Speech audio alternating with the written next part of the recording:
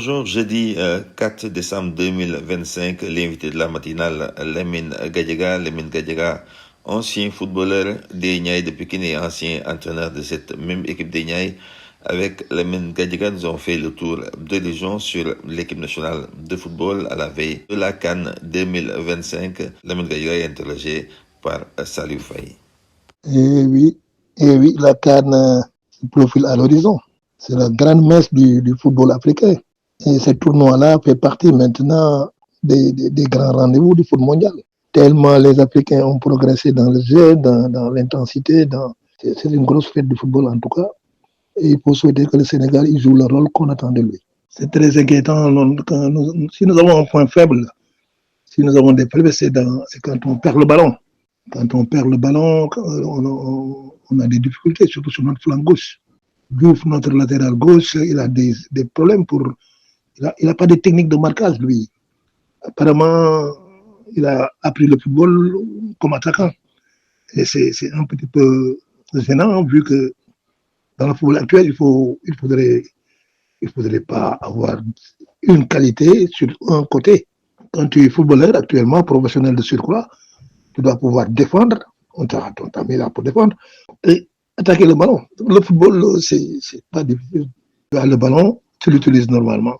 Tu n'as pas le ballon, tu essaies ou bien gêner le gars quand tu es attaquant, marquer quand tu es défenseur, pour que le ballon n'arrive pas dans ta surface de réparation très tôt, ou bien devant tes buts, pour ne pas mettre ton gardien en danger. Mais Diouf, quel que soit ses qualités, il a des réelles qualités de contre-attaquant, de centreur. Mais il ne marque pas, il surveille lui. Parce qu'il y a une nuance entre surveiller et marquer. Marquer un adversaire, c'est être entre lui et le but. Surveiller, c'est être à côté de lui. Alors lui, c'est des problèmes qu'il faut régler. Le Sénégal a l'habitude de réagir. Nous avons une équipe qui réagit. Contre le Congo, nous avons réagi, heureusement que nous avons eu des buts. Contre le Brésil, on n'a pas pu revenir. Et si ça continue comme ça, on peut avoir des surprises. Ce que je ne comprends pas dans le football actuellement, c'est les gens qu'on appelle pistons. Les gens qui sont ni défenseurs ni attaquants. C'est une mode. Alors que les hommes de droit, le groupe de couloir, ont un rôle essentiel à jouer. Nous avons le ballon. Et ça date de Mathusalem. Paquetti à l'Inter dans les années 60, et puis Bremen en Allemagne dans les années 70. Et ensuite, au Sénégal, on a eu Yérim Diagne, Petit Gueye, on a eu Edouard Niakadia, on a eu à Pékin, on a eu Sémou Diouf. Le rôle d'un défenseur, quand tu as le ballon, c'est de prendre ton couloir quand tu es défenseur latéral. Donc, c'est le même rôle que les pistons là. Alors, ils ont changé les noms, et puis ils mettent n'importe quoi mais il faudrait revoir cette situation-là. Il faudrait revoir cette situation. Nous avons des problèmes de placement dans nos défenses sur les couloirs. Alors, il faudrait progresser. Est-ce que nous avons le temps pour ça? Là, donc, j'ai des inquiétudes sur ça. Puis, il faut aussi revoir l'homogénéité dans notre milieu. Le football, tu n'es pas sans savoir que ce n'est pas une juxtaposition de qualité, c'est une complémentarité. Alors, le milieu, ils sont excellents dans leur club, mais je pense que nous avons des problèmes pour les mettre, pour avoir une homogénéité. On doit travailler sur ça. Le truc, c'est que notre entraîneur, qui de bonnes choses quand même, mais c'est sa première Coupe d'Afrique. La Coupe d'Afrique, c'est pas un match tous les 3 mois, c'est un match tous les 3 jours.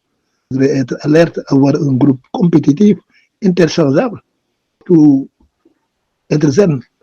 La pression, il faut la mettre de côté. Maintenant, il faut souhaiter que notre truc à déplorer, c'est que apparemment le groupe de joueurs est envahi par des non-joueurs. Des influenceurs, il y a d'anciens footballeurs, plein d'anciens footballeurs. Alors, je pense que une compétition, si Aliou Cissé avait réussi ces compétitions, c'est parce qu'il a amené de la rigueur, beaucoup de rigueur dans le groupe. Mais là, d'après ce que j'entends, oui, et ça, c'est jamais bon en compétition. Il faut éclaircir les choses, chacun ce qu'il vient faire là-bas. Chacun doit être déterminé, surtout dans l'entourage direct du club, du groupe. Donc, je pense que c'est des choses à améliorer. Et avoir un dispositif net et clair. Comment faire jouer Sadio et les attaquants de pointe. Comment faire jouer Iliman Ndiaye dans sa position, dans son rôle. Voilà. Voilà pour le moment ce que je peux dire. Sortir le ballon, parce que ça aussi, ça va être un grand problème pour nous. Donc voilà. Donc il ne faudrait pas croire que nous sommes favoris, nous allons tranquillement aller prendre la coupe. Des clubs comme le Maroc, comme la Tunisie, les clubs du Maghreb, l'Algérie, des favoris réels. L'Ivoire qui est le dernier champion, le Nigeria. Donc c'est un groupe de clubs et puis de bons outsiders. Outsiders derrière. Il faudrait qu'on soit prêt et qu'on sache ce que l'on veut. Et avoir surtout de la rigueur, prendre les matchs un par un. Et puis ne pas sous-estimer certains clubs comme le Bénin et le Botswana, surtout le Botswana. Le Sénégal, comme j'ai dit tout à l'heure, n'est pas le favori. Le réel favori, c'est le Maroc. Sa place dans les dans le dernier carré peut-être. Mais moi, je dis, dans les compétitions comme ça, il faut y aller crescendo. Les premiers matchs des poules, ça, tout le monde le sait. Mais il faudrait être prêt dans sa tête. Si nos premiers adversaires, c'est nous, hein. C'est pas les autres. Parce que nous avons l'habitude, quand on comme favori, regardez ce qui s'est passé en Côte d'Ivoire. Ça va. Mais maintenant que cette équipe-là, ce groupe-là, ça va être pour certains 3 ou 4 Coupes d'Afrique. Les autres jeunes qui arrivent, c'est des garçons talentueux qui ont l'habitude des grandes compétitions en Europe. Donc voilà, pour ce plan-là, ils n'ont rien à dire. Ils côtoient tous les jours, toutes les semaines, les meilleurs hommes du monde, du football mondial. Maintenant, tout dépend de l'entourage, de la rigueur et de la concentration. Alors, si nous arrivons à sortir des poules, alors, on doit jouer un très grand rôle dans ce tournoi-là. Tout dépend de nous. Mais le football, c'est pas des paroles, c'est pas de la lecture, hein, c'est sur le terrain que ça va se passer. Choisir les meilleurs, les meilleurs, je ne sais même pas. Prendre les gens qu'il faut sur les matchs qu'il faut. Voilà. En tout cas, une équipe expérimentée doit démarrer le championnat.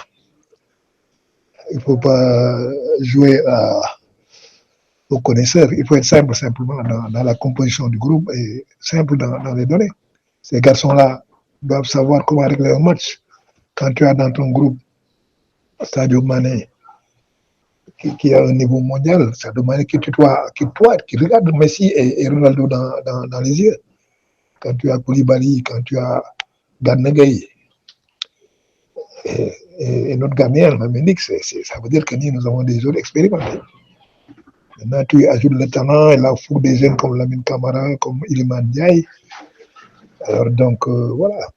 Tu ne peux qu'avoir une équipe qui fait peur. Mais il faut démontrer ça dans le jeu, dans le terrain. Encore de la FIFA, c'est que tout ça, c'est la faute des dirigeants de la CAF. Nos dirigeants à la CAF, ils plient le dos. Ils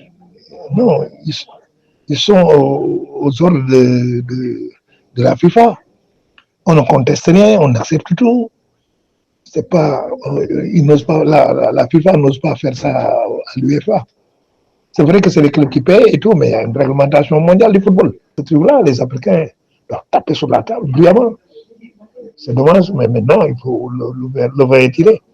Il faut s'adapter et puis préparer les prochaines compétitions en s'imposant sur le plan administratif.